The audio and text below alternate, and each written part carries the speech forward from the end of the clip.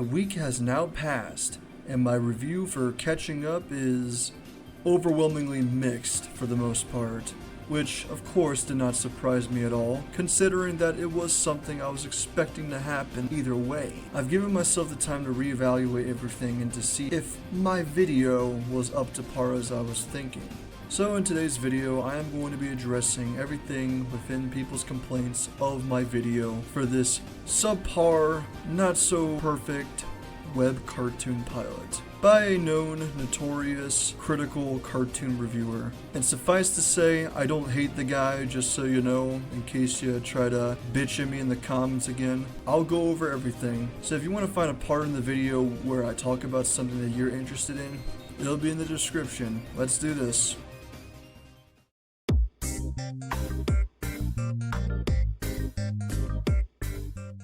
So people want to know why I didn't like the pilot, and people telling me that it's not as bad as I made it out to be. Well, first and foremost, if you've seen through my whole video, you would know that not everything about it is bad. I never once claimed that most aspects of the cartoon were in a negative light. I simply gave him my constructive criticism for the cartoon itself, and I had my issues with it, mainly within the voice cast. Most people think that I was jealous or letting the fame get to me. Now, why would I ever be in a position where I would get so instantly hurt by something like this? It's nothing new to me. Years ago, when people were talking about Vivzi's works, yeah, I was a bit jealous back then. Nowadays, I'm just owning up to my own mistakes and maturing about it. Hell, I didn't even care if people liked the cartoon at all. You guys can like whatever you like. I'm not gonna stop you. If you like Has-Been or Hell of a Boss, then go for it. For me, it's just not it. I could give less of a shit what you guys like. So to think that people really did not like the way I talked in my video, again, it's my opinion. I mean, what more do you want from me? And I had some comments that were very interesting, which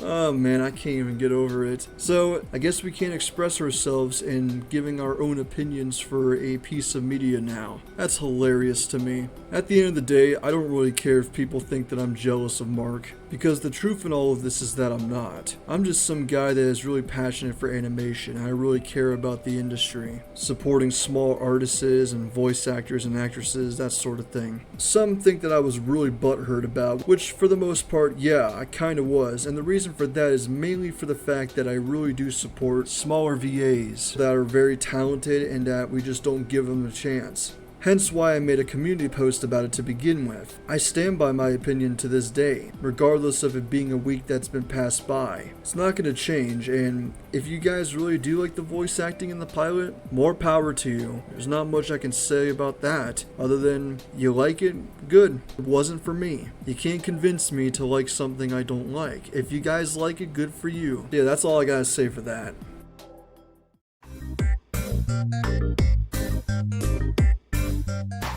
Since my video gained so much attraction by many people who have stumbled across me, it was to no surprise that Mark decided to make a new video about his behind-the-scenes experience with his own pilot. And as a result, well, for the most part, before he even posted his video, most of Mark's fans came to my comments section and attacked me because, yeah, it was to be expected. It's all but pettiness and waste of time. So from here on out, I'm not even going to bother talking to anybody about this anymore. I did manage to listen through the whole video, just to see what he had to say to everybody that have given him some feedback on his cartoon. For the most part, I saw where he was coming from, even though there's one part of the video that I do not agree with, and I will address it right now. But first, let's get the obvious out of the way. I realized then that I wanted the theme of the show to be about experiences. The fact that both characters are put through uncomfortable situations, in Clay's case against his will, before turning around at the end and both of them realizing that they're glad they went through it, no matter what the outcome was. That they've come out the other end a little more self-aware, a little less naive on this transition from kids to adults. That's also why I like the idea so much of having the first half of the pilot focus on showing Clay and Rob together, and then the latter half seeing them split up.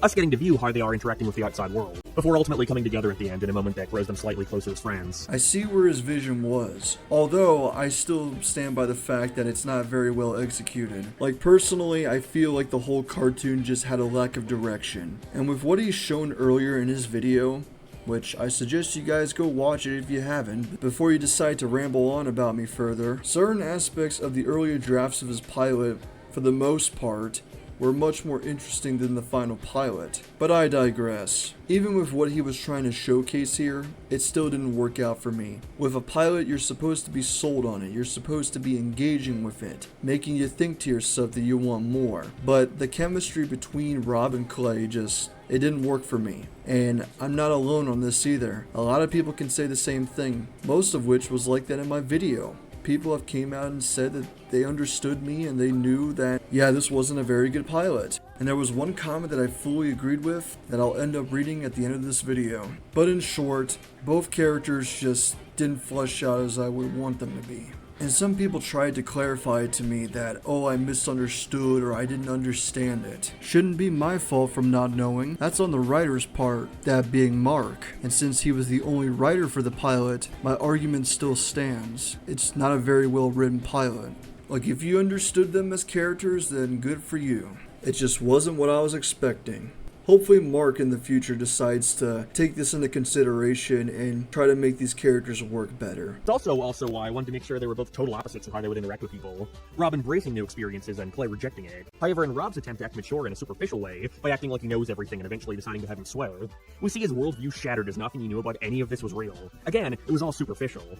That's why I wanted that scene later of Clay getting so nervous when talking to the girl that he just straight up calls his mom a bitch, like Rob does to the girls earlier. I wanted that to kind of reflect Clay in that moment trying to act more like Rob in a moment of panic, and only further finding out that doesn't really work. Again, I've seen other characters like this from other cartoons I've seen growing up. One is self-centered and the other is very optimistic and carefree. And many people have made the Tom and Jerry comparison, which, yeah, in a sense it kinda does. And I know for certain that I've seen pieces of media within this certain aspect of the two main characters and how they act and relate with each other. If I know of anything in particular, I will mention it down below, but I am 100% sure that I'm not alone on this, because in my personal opinion, it's not all that original. Just a basic concept in my eyes. Then Clay is the reverse, he doesn't want anything to do with any of this. He kind of likes the more isolated life he has and rejects the idea that just because he's older, he should be going out and chatting up girls and partying. But the more he eventually chills out and just goes with the flow, the more he finds himself fitting in and having a good time. Both characters struggle with the idea of growing up and in a way aren't mature enough to handle it, but they at least by the end of the cartoon are able to come together and recognize that they're there for each other in this new and frightening period of their lives. And that's why it's called catching up. Yeah, but the message didn't really convey itself until the very end. That's when I realized and picked up that, yeah, I guess they are supposed to be close friends. It wasn't very well expanded upon, and should have been about just exactly what I mentioned for my review. I just wasn't a fan of the whole subplot with Rob giving back the jacket to the two girls. No surprise, guys, there's Rule 34 of them. Go fucking figure. So why the tone changed. If I were to make more of this, then I wanted to pull from my own experience. And I knew I couldn't truly do that in the way I would want to if it were for kids. I would sort of have to restrict myself. But at the same time, I didn't want to exclusively direct it towards adults either, because again, it's focused on teenagers and those experiences. And so then I came to realize, who fucking cares? I'm making it for YouTube, it's not like I have to answer to anyone about what I write. I'm kinda just making this for myself at this point, so if I want the Moss to say bitches, then he's gonna say bitches. I see that you do have a point, Mark. However, with Rob saying bitches, the punchline doesn't work because it's not funny. Just because you build it up to where he says a swear word doesn't make it automatically funny. I know people are subjective within their own style of humor, but if you're gonna take the path of like what Vizzy has done to her writing, which I hope to God you don't, then it's lackluster humor. It doesn't make it funny at all. It's not all that comedic as most people may think. If that's the style you're going for and having these characters talk, then I don't know what to tell you. It's just not very well written at the end of the day. Sure, swearing can work in most instances, but you have to make it sound believable, hitting at the right time, sounding genuine.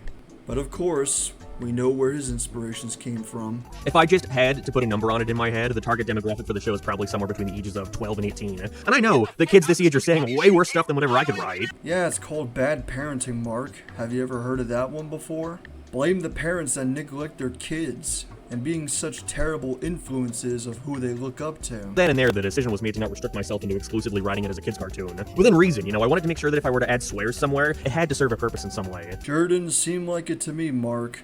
But hey, you do you. Like, to me, writing Rob calling Clay a jerk or something would just seem so weird because you would get beaten up for calling someone that where I grew up. I wouldn't say you're a jerk, I'd say you're an asshole, dickhead. And so I thought, if appropriate, who cares if I add a swear in here and there? You might just fundamentally disagree with that opinion. You write it as a kid's cartoon or an adult cartoon. It stars teenagers and their animals, therefore, kid's cartoon. And that's genuinely fine if you think that. I personally just disagree. Again, it's the internet, it's YouTube. The freedom's there, so why not take it? Then this is a case where I would say that we can agree to disagree. It's mainly for the art style alone that makes me think that, oh yeah, it does look like a kid's cartoon. It's like getting upset by, rude removal to me. That comparison is really stupid if you ask me. Rude removal wasn't even meant to be an aired episode to begin with. Even still, whether you find the episode funny or not, the whole joke of the episode is just, oh hey, Dexter and Dee Dee are swearing cause yeah, funny! And it was all meant for shock value anyways. Not saying it's any better than yours, but still, it's really lazy. So whatever he grew up around and experienced for himself, it's not gonna relate or hook with me. Maybe to most of you out there, but doesn't really captivate too well for my own standards.